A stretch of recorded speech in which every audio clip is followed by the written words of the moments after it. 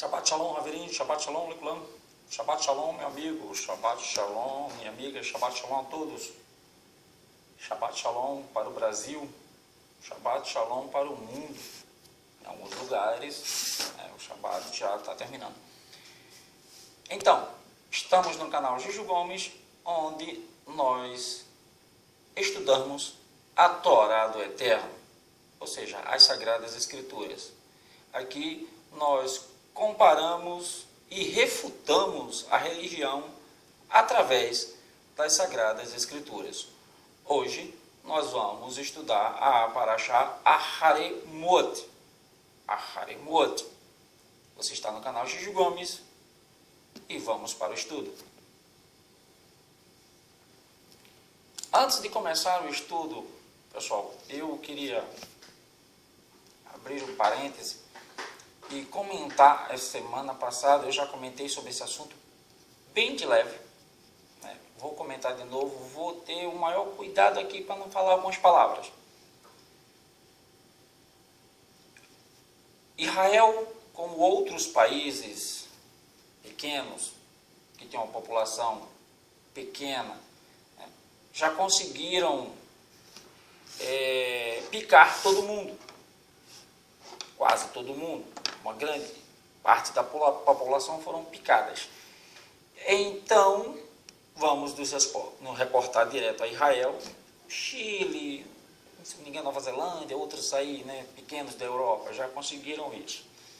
É muito fácil quando se tem 5 milhões, 10 milhões fazer isso, mas quando se tem 200 milhões ou mais, né, que é o caso do Brasil, fica mais difícil. Aí você está dizendo, você concorda? Não, de jeito nenhum. De jeito nenhum.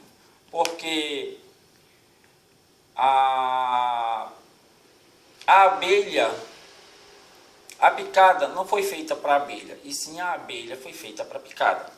Se é que você me entende. Então,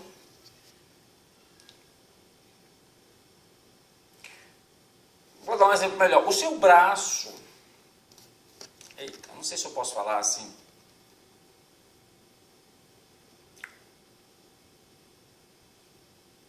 a picada não foi feita para o seu braço, mas o seu braço foi feito para a picada. Pronto. Então vamos nos reportar a Israel, certo? É tido como modelo pela OMS, pela ONU, e ele tem que ser modelo, porque o filho do Inico, ele vai surgir lá, né, o híbrido, né, que eles estão aguardando. Vai surgir lá, já está vivo, né? O híbrido já está vivo, filho do Inico, aquele que quase todos os personagens da Bíblia, os homens do Eterno, falaram dele, que ele viria. Então, Israel, né, ele tem que ser o modelo que o híbrido quer. Só que está difícil. Está difícil, porque está maior confusão lá. Apesar da picada ter atingido todo mundo, está maior confusão. Foguetes são lançados na faixa de Gaza, os árabes estão se revoltando, ou seja, os governos estão se juntando. A Liga Árabe está ali paparicando Israel, porque vão ter que se juntar.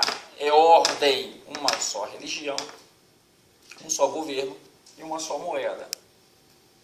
Mas o povo não quer saber disso não, o povo está com fome, o povo está morrendo, né? Então estão se atacando. E agora, teve um incidente lá em Israel, que é a tal da comemoração do Homer. E aí eles visitam o túmulo do Rabi Yohai. Caramba, é aquela peregrinação para se visitar um túmulo. Tudo bem. Yaakov, teve todo aquele cortejo no enterro de Yaakov. Até os egípcios lamentaram a morte de Jacó, tá? Tem que falar romanizado, senão o povo não entende. Mas todo ano visitar o túmulo de alguém, de um profeta, sabe, tido como profeta, como rabi. Não sei se ele é tido como profeta lá, mas ele é rabi, professor, né? E aquele monte de gente, aquela peregrinação, e aí deu bronca. Né? Dizem que muita gente foi pisoteada. Aconteceu lá não sei o quê, e muita gente foi pisoteada. Só que essa turminha, né, não são diferentes, né, da outra turminha de lá, que ficam se debatendo, lutando, né, porque a peregrinação que acontece, né, para Meca é a mesma. Eles se prostam, né, no túmulo dos califas, no túmulo dos rabi, por aí vai, e se dizem monoteístas, mas não são nunca. A mesma coisa do cristianismo. Nem o cristianismo católico nem o evangélico, eles são monoteístas, porque eles adoram entidades. Alguns adoram entidades de barro, de gesso, que já estão mortos, e outros adoram que estão vivos. Do cristianismo aí, o protestantismo, é uma adoração que dá nojo em cima de líderes e cantores, levitas, né? E aí, essa turma se diz monoteísta, quando antes de perguntar ao Eterno qual é a vontade dele, adoram centenas de milhares de entidades de Elohás, pagãos, adoram até defunto, vão, né? Judeu pode falar de católico? Não pode, caramba. Pode falar de muçulmano? Não pode. Muçulmano pode falar católico? Não pode. Católico pode falar de judeu? Não pode. Todos eles adoram defunto. Mas se dizem um caminho para o céu. Para o céu. Onde não existe texto nas Escrituras Sagradas que nos leve ao céu. O justo herdará a terra. Então, vamos para a Paraxá, a Haremot, e vamos estudar a Torá, e vamos ver o que ela nos revela em relação aos ensinamentos de Yeshua e dos talmidins de Yeshua, nossos professores, os homens que deram suas vidas pela causa. Eu vou colocar o óculos hoje, tá? Porque eu quero ler mais rápido.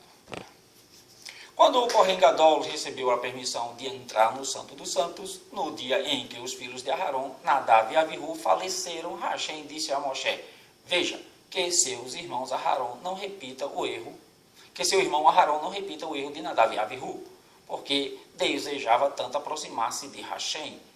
Entraram no Kodesh HaKodashim, Santo dos Santos, sem permissão, por causa disso foram punidos.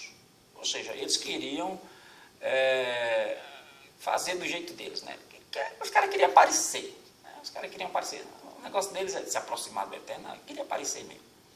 Nenhum hebreu, exceto o Kohen Gadol, não posso nem dizer hebreu, né? Nenhum levita, mas vamos dizer hebreu, né? Vamos incluir todas as tribos. Deverá jamais entrar no Santo dos Santos. A Shekhinah, a divindade, ali repousa. Mesmo Aharon, o Kohen Gadol, pode entrar ali apenas 4 vezes em Yom Kippur para fazer o serviço. Se entrar uma quinta vez, será punido por Hashem. Yom Kippur era o dia de expiação. A gente vai estudar sobre isso agora, tá? Havia apenas uma pessoa que era diferente. Hashem disse a Moshe: tu, Moshe, és diferente, podes entrar no Santo dos Santos a qualquer hora que desejar, porque és extremamente sagrado. Não sei se Moshe, depois disso, ele se atreveu a entrar, não. Hashem ensinou a Moshe o serviço especial de Yom Kippur. Explicaremos aqui algumas das leis ou instruções, né, que aconteciam, né, as principais de Yom Kippur. Por exemplo, o próprio Kohen Gadol deve realizar todo o serviço no dia de Yom Kippur. Todos os corbanotes, oferendas, né, de Yom Kippur, são oferecidos pelo próprio Kohen Gadol, não por qualquer outro Kohen. Porque neste dia Hashem perdoa os pecados do povo de Israel, né, o povo Por isso, os corbanotes são tão importantes que devem ser oferecidos pelo Kohen, jamais pelo Kohen, mais sagrados de todos. O Kohen Gadol vestia 4 vestes, né, ao entrar no Santo dos Santos. Um Kohen Gadol usava 8 vestes enquanto fazia o serviço. Destas 8, 4 não continham ouro. Em Yom Kippur, antes que o Kohen Gadol entrasse no Santo dos Santos, removia suas 4 vestes de ouro, para que ficasse apenas com as 4 de linho branco. Né? Porque, como Hashem perdoa os pecados do povo hebreu, em Yom Kippur, o Kohen Gadol deve ser muito cuidadoso para não permitir que o anjo acusador ache alguma coisa para criticar Ben Israel. Se usasse vestes de ouro, o não permitiria que o anjo acusador... Sabe quem é o anjo acusador? A palavra Hassatan, sabe o que quer dizer Hassatan? O acusador. Então já deu para perceber quem é o anjo acusador, né? Ele está a serviço de Hashem, ele não é inimigo de Hashem, ele não é inimigo do Eterno, não, ele está a serviço do Eterno. Ele é tipo um promotor. Acha alguma coisa... Agora, e por que acontecem coisas maus? Não, porque o homem mesmo procura o mal. O homem mesmo procura fazer o mal. Tudo bem, é a semente da serpente que foi colocada, né, no homem. Mas porque o homem, né, preferiu isso. Lá no Éden, ele preferiu. Isso não quer dizer que você prefira isso. Você pode não preferir. A escolha é sua. Adão preferiu? O problema é dele. A vida de Adão é a vida de Adão. A minha é a minha. Se Adão preferiu, o problema é dele. Eu não vou seguir os passos de Adão.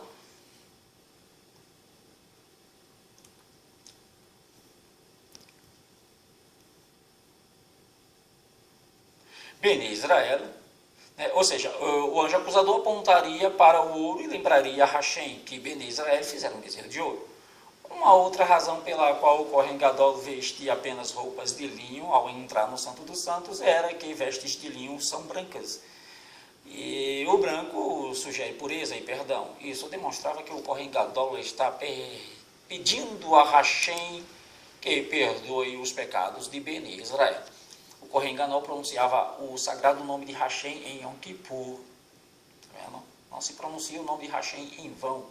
O nome de Hashem é tão sagrado que, quando lemos a Torá ou quando rezamos, não pronunciamos as letras do nome como são escritas. Ao invés disso, dizemos Adonai, que significa meu Senhor. Digamos assim, meu Senhor, apesar de que Senhor, né, é o significado da palavra Baal. Né? E Baal quer dizer de várias mulheres. Então, eu não concordaria com o meu Senhor, tá? Meu Elohim, melhor. Entretanto, o Kohen Gadol em Yom Kippur tinha que pronunciar o nome de Hashem, o Yud, Re, Vav e Re. Aqui eu disse as letras, o Yud, o Re, o Vav e o Re. São as 4 letras do nome de Hashem. Por completo, ele pronunciava este nome 10 vezes em Yom Kippur. Quando as pessoas... Eu acho que 10 vezes é porque se pedia perdão pelas 10 palavras, né, que são os 10 mandamentos, os 10 pronunciamentos, que a gente acaba pecando contra eles. Então, para cada um, o nome de Hashem era pronunciado. Faz sentido. Quando as pessoas no pátio ouviam o sagrado nome de Hashem sair da boca do Kohen Gadol, todos se prostravam e respondiam: Baruch Shem Kevod Malhuto Leolam Vaed. Bendito seja o nome de Hashem, que seu glorioso reino perdure para toda a eternidade. Leolam Vaed, toda a eternidade. Sempre que o nome de Hashem era mencionado, era louvado. Esta era uma regra do Beit HaMikdash. Isso nós estamos vendo aí a contemplação, tá? É a Agadá, a contemplação, né? Que são os 2 pilares da fé. Isso aí é a contemplação, tá? E depois tem a Halachá, Agadá, a contemplação, e Halachá é a ação, ou seja, o cumprimento das mitzvot, das instruções da Torá. Aí você pode chamar de Halachá. Engraçado que Hashem, ele consegue, né, se equilibrar em 2 pilares. Dois pilares. Igual o homem consegue se equilibrar sobre duas pernas. Hashem consegue equilibrar a nossa fé em dois pilares.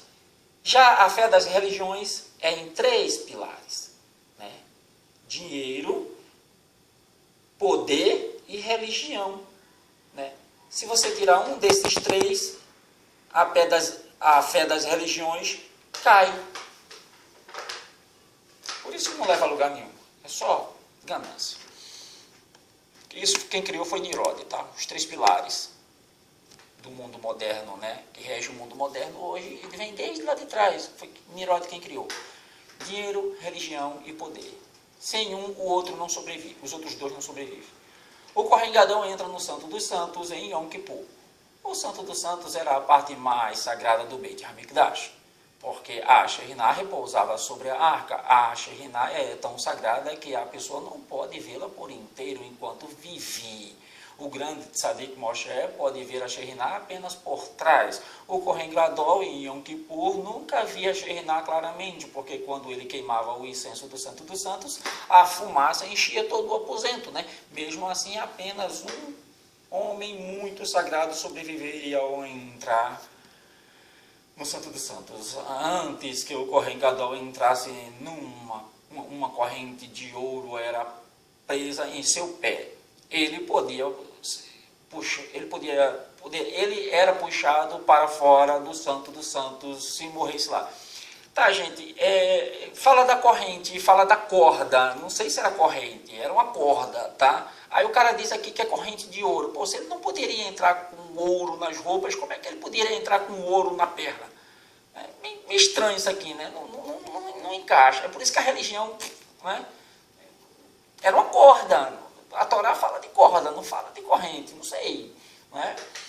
Vamos lá. O Kohen Gadol temia entrar no Santo dos Santos, né? Somente tinha coragem de entrar naquele local sagrado porque sabia que grande mérito o acompanhava. Hashem o protegeria especialmente por causa destes grandes méritos: a Torá, o Berit Milá, o Shabat, a cidade de Jerusalém e as tribos de Israel. A Berit Milá é a circuncisão, tá? O Shabat é a guarda do sábado, que nós estamos fazendo agora, pelo menos tentando, né? Que é muito difícil nos dias de hoje. Em Yom Kippur, todo judeu deve jejuar o dia inteiro. Após a destruição do Beit HaMikdash, o povo hebreu perguntou a Hashem: Mestre do universo, não temos corbanotes para oferecer em Yom Kippur, o que faremos? O templo foi destruído em Jerusalém, né? A profecia de Yeshua, que Tito destruiria o templo, né? 70 anos depois. Hashem respondeu, né? Agora vocês devem fazer avodá, né? Serviço com seus lábios. Rezem a mim ao invés de oferecerem corbanote. Seus tefilotes, preces, me são tão caras como o serviço do Beit HaMikdash. Tá, então se Hashem disse para o judeu para fazer a avodá, que a avodá substitui os corbanotes, que são os sacrifícios dos animais, por que voltar a construir um templo de novo? Ele não já disse que é a mesma coisa, que serve, né? Ou seja, por que ele disse isso para eles? Isso é só uma desculpa, né? Só uma desculpa por causa dos próprios pecados, porque Hashem disse: se vocês pecarem, eu vou destruir esta casa. Ou seja, a segunda casa já não foi mais propósito de Hashem. A primeira casa sim, né? Que foi o tabernáculo. Lá, e depois o Beit HaMikdash, o templo de Salomão, ali sim, não foi propósito eterno, mas ele permitiu que o homem fizesse aquilo, porque ele diz: eu não habito em casa feita por mão de homens. Aí vem lá a glória da segunda casa, será maior do que a da primeira. Está falando do quê?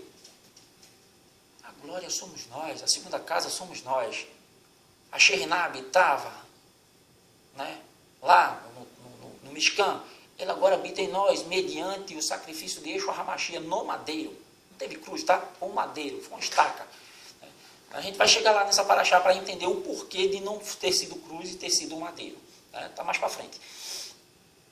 Então, né, se para nós que acreditamos que Yeshua já veio, a avodar, digamos assim, as preces, Substitui? Não, só é isso não. O que substitui, né, todo o serviço que era feito no Mishkan é a caridade. É a caridade, porque Yeshua disse assim, fazer isso em memória de mim. Ele estava falando o quê? De comer pão e beber vinho? Não, aí. Claro que não, comer pão e beber vinho. Ele não estava falando de comida, o texto diz que eles já tinham comido.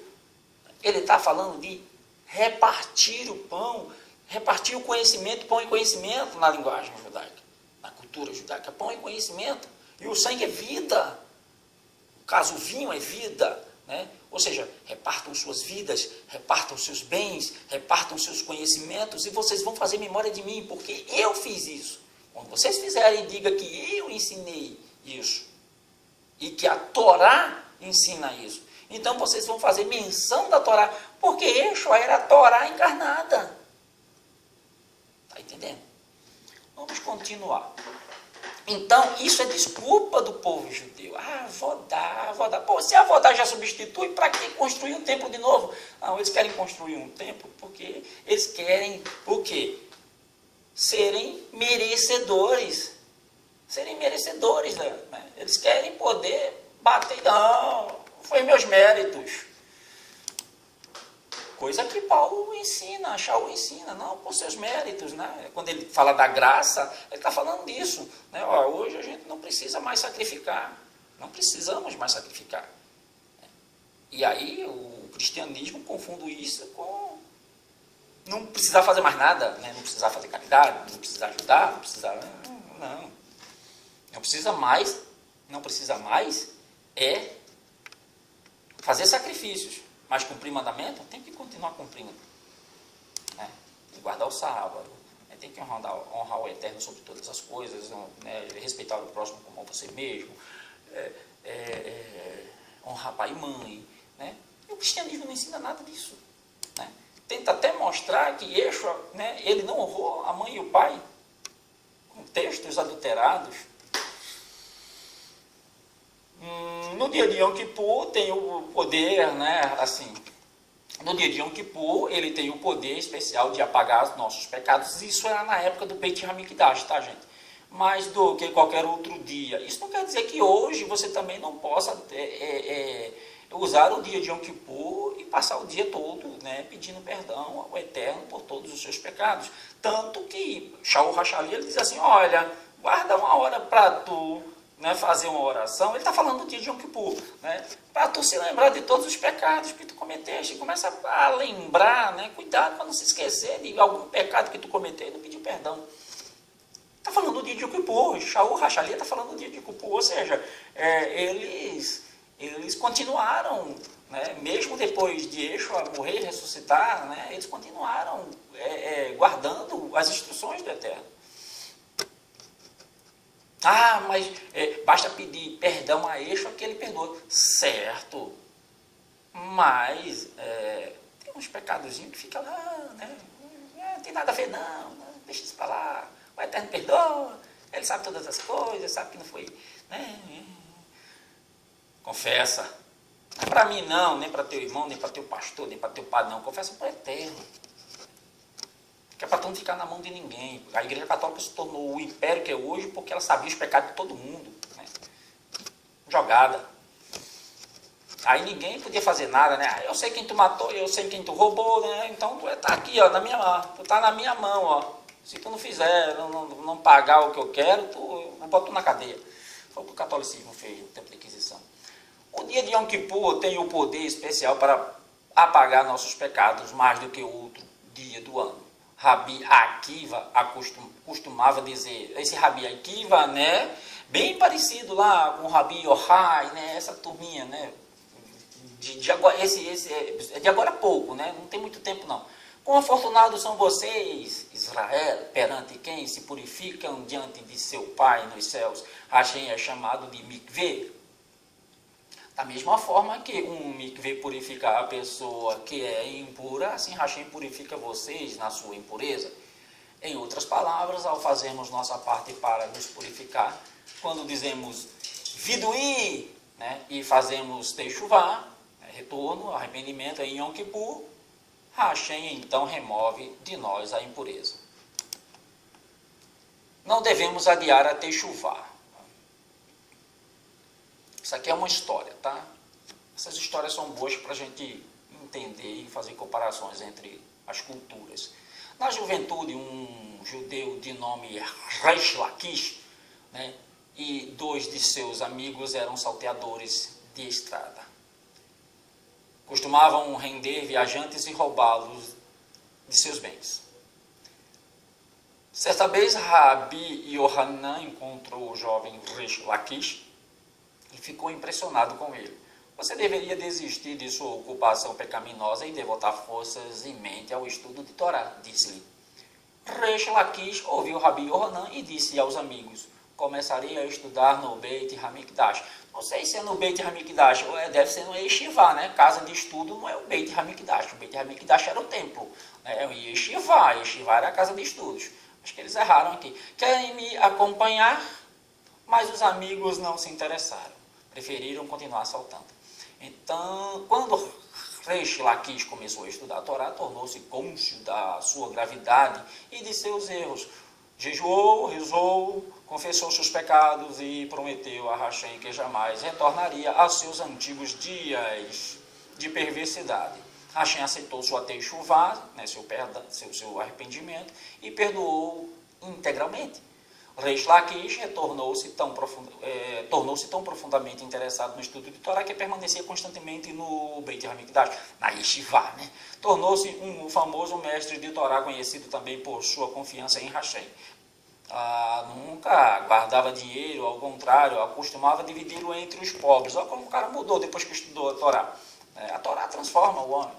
Como Yeshua era a Torá encarnada, aí dizem que Yeshua transforma o homem, mas os ensinamentos de Yeshua que é a Torá que transforma o homem, né? Yeshua simplesmente ele foi a Torá encarnada, ele é o profeta, né? O nosso profeta, né? E nosso Salvador também, tá? Hashem fez com que Reish Lakish e seus 2 amigos morressem no mesmo dia. Os 2 companheiros puderam ver que Reish Lakish foram conduzidos ao Gan Eden, paraíso, enquanto os anjos carregavam sua alma até uma parte do Gehinnom. Esse Gehinnom é linguagem católica, né? Inferno. Para você ver como são parecidos, né? Papai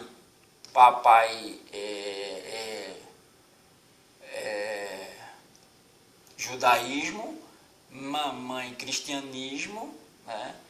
E as filhinhas protestantes e o filhinho espiritismo. Onde os ladrões e assaltantes eram castigados. Ou seja, isso aqui só pode ser midrash, né?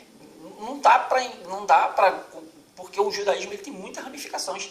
Tem judaísmo que acredita nisso, tem judaísmo que não acredita, tem judaísmo que acredita na reencarnação, tem judaísmo que não, tem judaísmo que acredita, né, no mundo vindouro, tem judaísmo que não, né, como é que eu posso dizer? Tem judaísmo que acredita na ressurreição, né, e tem judaísmo que não acredita. E assim vai. Mestre do mundo, isso não é justo, gritaram ambos. Conhecemos o judeu que foi levado ao Gan Eden. Nós 3 costumávamos assaltar as pessoas juntos. Merecemos tratamento igual. Hashem respondeu-lhes, Reish Lakish fez Techuvá e vocês não. Isso pode acontecer no último dia, no grande dia, né, o dia do julgamento, sim. Mas aí, inferno de tormento eterno, eu, né, ainda não achei texto nas Sagradas Escrituras para comprovar isso, né? Pode até alguém querer dizer que aquele texto fala isso ou fala aquilo outro, né? Eu não, minha pessoa não achei ainda, tá? O que acontece é um extermínio. Entrar no lago de fogo é exterminado, deixa de existir, né? No grande dia do julgamento, né? Aí ele diz, né, que o Reish Lakish fez Techuvá e vocês não. Então faremos Techuvá agora, responderam os 2. Tarde demais, declarou Hashem. A pessoa pode fazer Techuvá apenas enquanto vive. Depois que morre, é recompensado pelo que fez durante a sua vida. Ou seja, a gente vai estudar isso ainda, que para o eterno o que vale são os últimos dias do ano, do homem, e não os primeiros dias. Se você foi mal nos primeiros dias e fez techuvá, se arrependeu e começou a fazer boas obras, Hashem não leva em conta os seus dias de maldade, e sim os dias de bondade. Mas se você era um homem bom e de repente decaiu e começou a fazer maldade e terminou os seus dias fazendo maldade, os dias bons não suplantarão os dias maus, né? O que importa para Hashem é como o homem termina, o que ele está fazendo quando, né, parte daqui. Se ele está fazendo coisas boas, se ele se arrependeu ou não. Certo? Ele tem a chance. E essa chance é para todo mundo. Você pode dizer, mas isso é injusto, o cara fez isso, aquilo, outro. E quem disse que tu é melhor do que ele? Quem disse que o teu pecado é menor do que o dele? Né? A chance é para todo mundo. Para todo mundo, faça também. Se você está achando que foi injusto ele ter se salvado por ter feito techuvá, se arrepender, então se arrependa também, né, para seguir o mesmo caminho. O homem é comparado a um viajante fazendo uma viagem pelo oceano. Os víveres, né, que preparou quando estava em terra, terá o seu dispor no navio. Aquele que nada preparou morrerá de fome. Esta história nos ensina que um hebreu, uma pessoa normal, uma pessoa, né, jamais deve adiar a techuvá. Se soubesse que cometeu uma falha, deve tomar a resolução de jamais repeti-la. Entretanto, Hashem selecionou um tempo especial para fazer techuvá. Yom Kippur. Nesta época, Hashem aceita techuvá mais facilmente. Agora é o seguinte, e se eu morrer antes de chegar o dia de Yom Kippur? Aí é para isso que Yeshua HaMashiach veio, né? Para você, né, não precisar esperar um dia no ano para poder se arrepender. Quais são os pecados que Hashem perdoa em Yom Kippur? Né? Algumas transgressões não são perdoadas em Yom Kippur, mesmo que a pessoa faça techuvá. Vamos lá. Primeiro, ofensas cometidas com a certeza de que serão perdoadas em Yom Kippur. Olha só, está presumindo, né? Se alguém diz, cometerei pecados durante todo o ano, porque sei que Hashem me perdoará assim que eu fizer techuvá em Yom Kippur, essa transgressão não será perdoada. É aquilo que Shaul também fala, né? Não é porque a gente agora está vivendo na graça, né, através do sacrifício de Yeshua HaMashiach, que agora a gente vai pecar, né? Porque todo pecado agora vai ser perdoado. Não é por causa disso. Você veja que os ensinamentos são parecidos. Tanto o dia de Yom Kippur, os ensinamentos que eram dados para perdoar pecados no dia de Yom Kippur, como também os pecados que eram cometidos, né? E se o sacrifício de Yeshua perdoaria aquilo ali. Né? Presunção. Né? Presunção. Foi o que aconteceu com Ananias e Safira. Tá? A gente vai chegar nesse assunto aqui.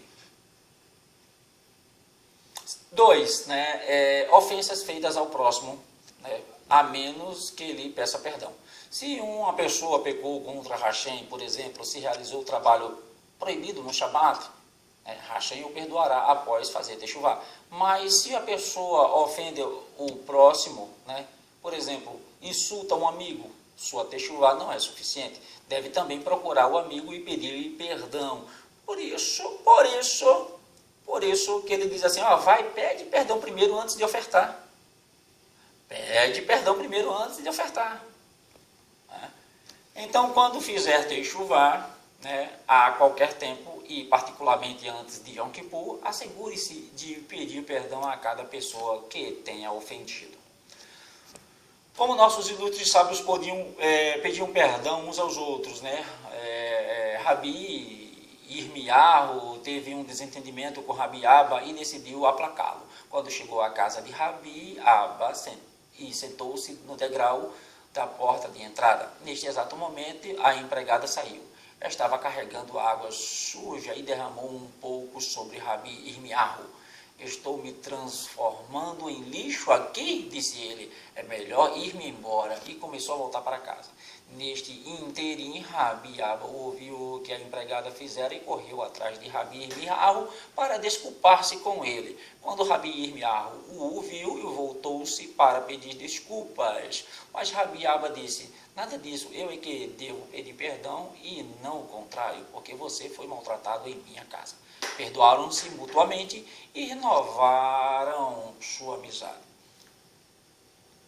Bene Israel não pode oferecer um corban fora do Mishkan. Isso é interessante, né? Adão e Noa, bem como nossos patriarcas Abraão, Isaac e Jacó, construíram um altar sobre os quais ofereciam corbanotes a Hashem.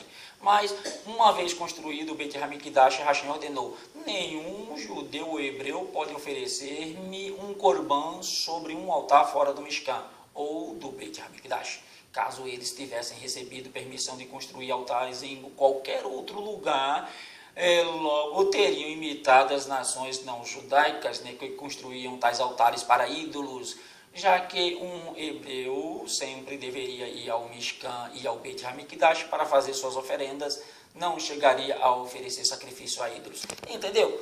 Se ele tivesse liberado, não, você pode oferecer em qualquer lugar, aí ia começar a mistureba. Vou botar meu altar aqui, vou oferecer aqui. Tem história na Torá sobre isso lá, né? Tem história na Torá, não, mais para frente, tem história, né, sobre isso, né? De sacerdotes, né, que foram pessoas que eram ligadas a sacerdote, e o cara disse: não, você vai trabalhar para mim aqui. Tem história, tá? A gente não vai entrar nesse método. Lê que tu vai ter que ler a Bíblia todinha para saber onde é que está a história. A Bíblia toda não, né? Mas está lá na Tanakh, né? No Velho Testamento. Está entre a Torá e os livros históricos, tá? Não está nos profetas nem nos livros de sabedoria, de instrução.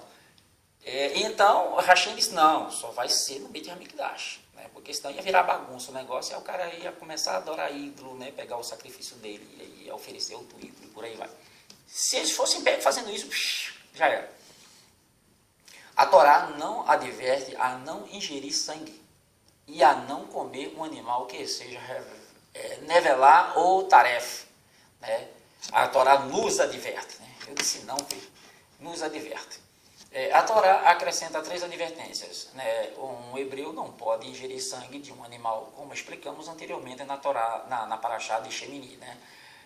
A carne e frango devem ser salgados para extrair todo o seu sangue. 2. Não podemos comer nevelá. A nevelá é um animal que morreu por si mesmo, de doença, né? Ou que não foi abatido exatamente como ordena a lei. Não podemos ingerir a carne de animal nestas condições. Podemos apenas comer a carne se no animal foi feita a sheritá, o abate de acordo com a lei judaica. Não podemos também comer a taref, que chamamos de taref, o animal que foi ferido por outro animal. Houve lá uma briga, né? Porque tem um cervo, né? Tinha os animais não domésticos que eram animais cachê, que podiam comer. Também é chamado taref se um órgão vital está faltando, ou se um órgão está tão danificado que o animal não conseguiria sobreviver por mais de 12 meses. É proibido comer a carne de um animal taref, mesmo que tenha sido abatido de acordo com a lei judaica. Pegou os animais brigando lá, o animal está todo lacerado, cada briga. Não, vamos tratar ele direitinho para comer, para não perder. Não podia. Né? Não podia. A mitzvah Kisuir Hadan também, cobrir o sangue de animais selvagens, caché e pássaros. Né? Se fizesse lá o sacrifício, o sangue ficasse lá, você tinha que cobrir direitinho, né, para o sangue não ficar, né, exposto. A arayot, as relações maritais proibidas. Aqui é legal, porque Yeshua ensina sobre isso, né? Moshe falou a Bene Israel: quando vocês viverem no Egito, virão que os egípcios tiveram relações incestuosas com parentes próximos, irmão com irmã e mãe com filho. A corrupção moral dos egípcios atingiu o seu auge no tempo em que os hebreus lá chegaram. Né? Maior, foi nessa época. De todas as partes do Egito, aquelas que faziam fronteiras com os bairros hebreus excediam as outras em obscenidade. Contudo, mesmo dentro deste antro de depravação, a pureza moral da família judaica permaneceu intacta. A nação hebraica era como uma rosa entre os espinhos. Shin Hashirim 2:2. Né? Isso deve ser Zohar, né? Tá no Talmud, alguma coisa assim. Agora, Bene Israel estava a caminho de Canaã, uma terra que também continha os tipos mais baixos de perversão. Quando vocês chegarem à terra de Canaã, novamente verão os cananitas se relacionando com parentes próximos. Vocês, povo hebreu, não podem imitar este comportamento perverso. Eu lhes imploro, em nome de Hashem, que a terra quando vocês entrarem naquela terra, continuem dignos do título, uma rosa entre os espinhos. Mantenham-se distantes de todos os matrimônios proibidos. Hashem ditou a Moshe uma lista de relações maritais proibidas, salientando, sei que os hebreus são de natureza refinada e estão muito além das atrocidades aqui mencionadas. No entanto, eu estou enumerando-as com todos os detalhes por serem comuns entre os povos. Mesmo com maior tzadik, é susceptível ao seu meio e ambiente. Mesmo que o cara seja, o maior tzadik, ele pode acabar caindo num desses pecados.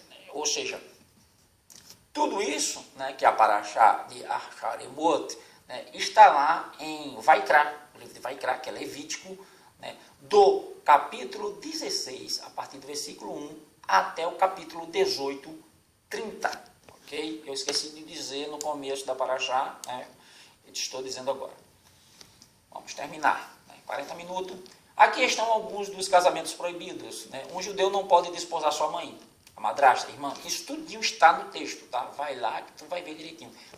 Ele não pode, a pessoa não pode. Isso não é para judeu, isso era tanto para o judeu como para o estrangeiro. Então, se disser que a Torá foi entregue para judeu, não, porque as instruções que valia para o judeu, valia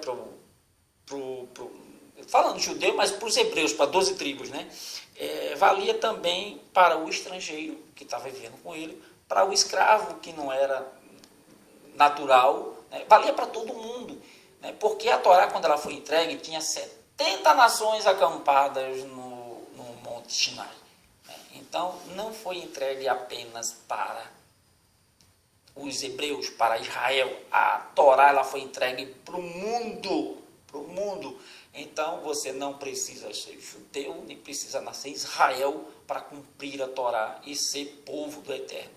Você só precisa cumprir a Torá para ser povo do Eterno.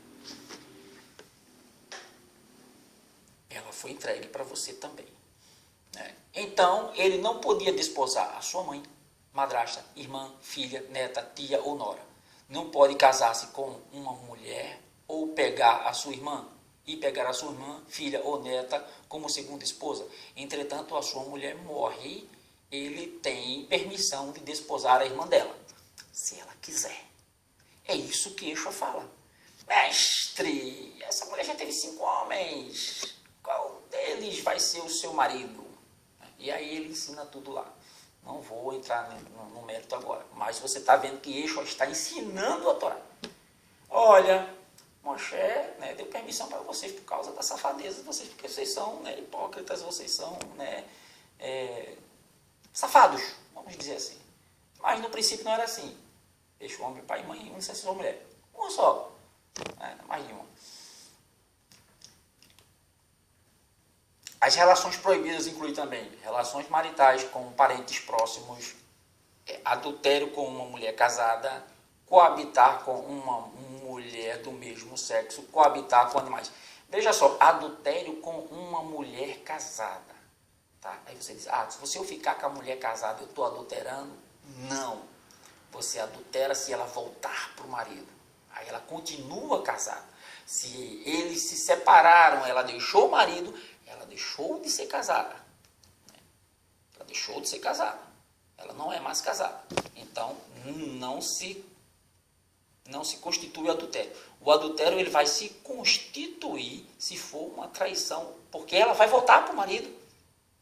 Ela apenas deu uma saidinha, ou ele deu uma saidinha.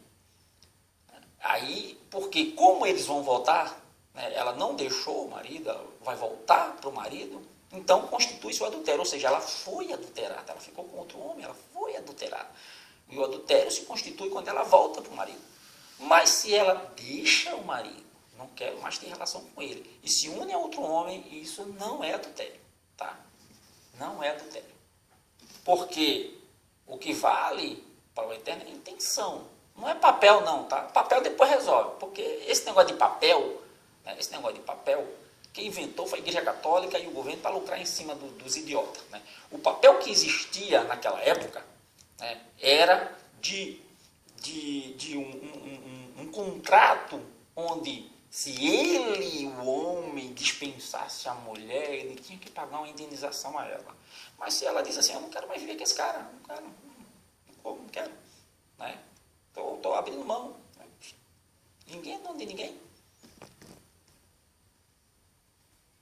Ninguém vai viver sendo maltratado pro resto da vida? Não. Ninguém vai. Ninguém é obrigado a isso.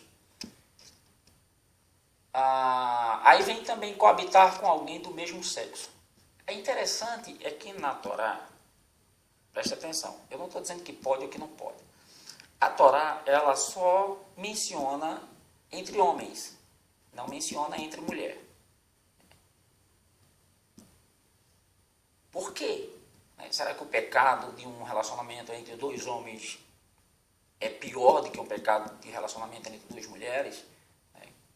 Qual a diferença? Porque a Torá só menciona homens, não menciona mulher. Há quem não aceite também entre mulheres. Só estou dizendo que a Torá menciona. Não menciona entre mulheres, só menciona entre homens. Tá?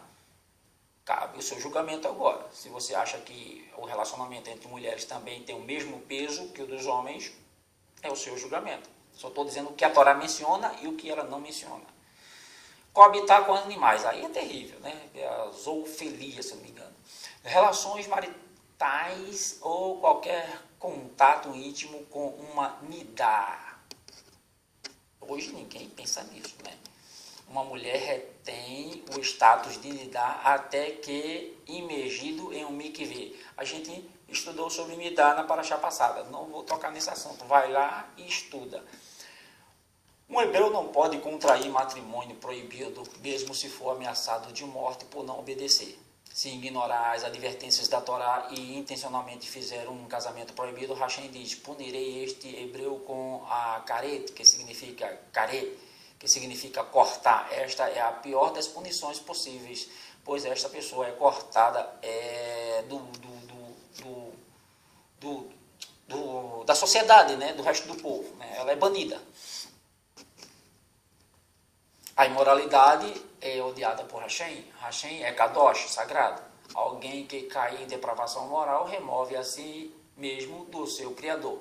Ou seja, é quando, se eu não me engano, Yeshua e o Shaul Rachalia também fala sobre pecado contra o Eterno, pecado contra, né, o mover do Eterno, pecado contra o Filho do Eterno, né, que é Yeshua HaMashiach, né, e pecado contra você mesmo. Você peca contra você mesmo. E aí o prejuízo é na carne. Não é na alma, é na carne. Quando você peca contra você mesmo, o prejuízo é na carne, não é na alma.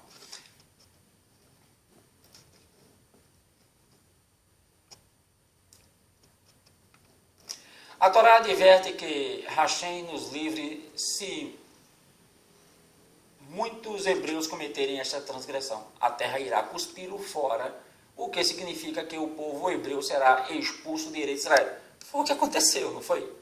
Eles caíram em depravação, começaram a adorar ídolos, se misturaram, né, casamento ilícito, jogaram seus filhos no fogo, a Moloque, a Baal Peor, né? E o que foi que aconteceu? Foram expulsos, simplesmente foram expulsos, né, da terra.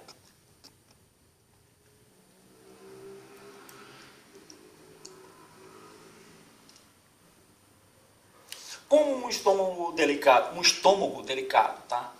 Que não tolera comida estragada, Eretz Israel é tão sagrado que não pode abrigar hebreus que cometem transgressões. Os cananitas que habitaram na terra antes de chegarem os hebreus foram expulsos porque cometeram terríveis pecados. Mas se o povo hebreu falhar, é muito pior, porque são como príncipes, são o povo santo de Hashem. Dizem, mas o Eterno foi muito injusto quando expulsou o povo. A terra é minha, eles estão fazendo o que eu não quero. Eles estão depravando o meu nome, eles não santificam o meu nome, e a terra é minha, eu faço o que eu quiser. Expulsei eles. Vocês querem fazer techuvá, vocês querem se unir, vocês querem cumprir minhas mitzvot? Não, queremos não, então vão ser expulsos. As precauções para... É a mesma coisa de um trabalho, né? Você é contratado para um trabalho, a empresa é do cara. Se todo mundo seguir as normas da empresa, tu vai ser demitido. As precauções para guardar-se de imoralidade não são como se poderia imaginar. Prudência fora de moda que podemos dispensar em tempos modernos. Hashem, que moldou a alma humana, é o maior psicólogo, conhecendo os desejos dinâmicos e os instintos que implantou em todos os seres vivos. Por isso, ele nos ordenou a tomar medidas preventivas contra a imoralidade, uma área que provê os maiores testes. Se soltarmos as rédeas no estilo das nações do mundo, nos degradaremos ao nível de um animal. Se, porém, o instinto é domado e empregado para propósito de santidade, este une o ser humano ao Criador e faz com que a Shekhinah resida em nosso meio. E aí, quando você vê um religioso dizendo que você vai se aproximar do Eterno por praticar rituais da religião dele, sai fora, porque alguma imoralidade tem ali, alguma mandinga tem ali. O que nos aproxima do Eterno é a guarda dos mandamentos, é obedecer às suas instruções. Isso nos aproxima do Eterno. Mas não pense que se aproximar do Eterno vai fazer você rico, não. Não é assim, não. Você se aproximar do Eterno vai lhe garantir só uma coisa, vida eterna. Tem riqueza melhor? Não tem. Porque esse mundozinho aqui, essa vidinha aqui, é só o teste para a gente ter a nossa vida eterna. Terminamos a parashá de hoje, a Haremot. Espero que você tenha gostado. Se gostou, compartilha. Dá um likezinho aí, ajuda, para que outras pessoas... Eu vou começar a pedir porque o meu canal não aparece. Não aparece porque ele é travado.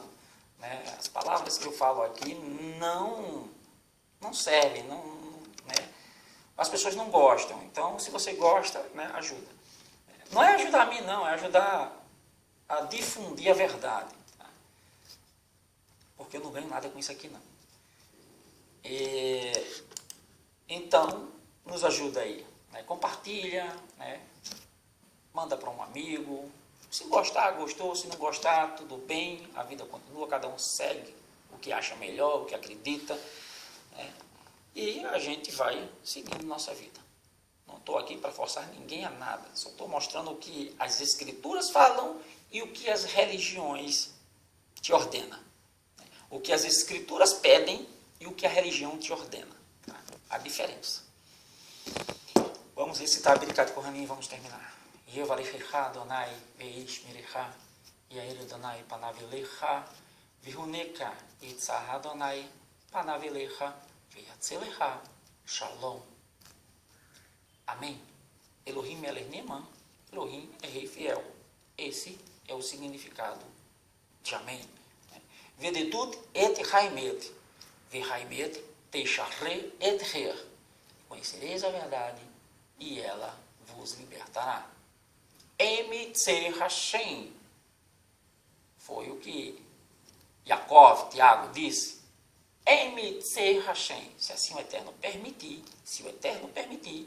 estaremos aqui de volta no próximo Shabat, com mais uma porção semanal. Shabbat Shalom para você, Shabbat Shalom para todos.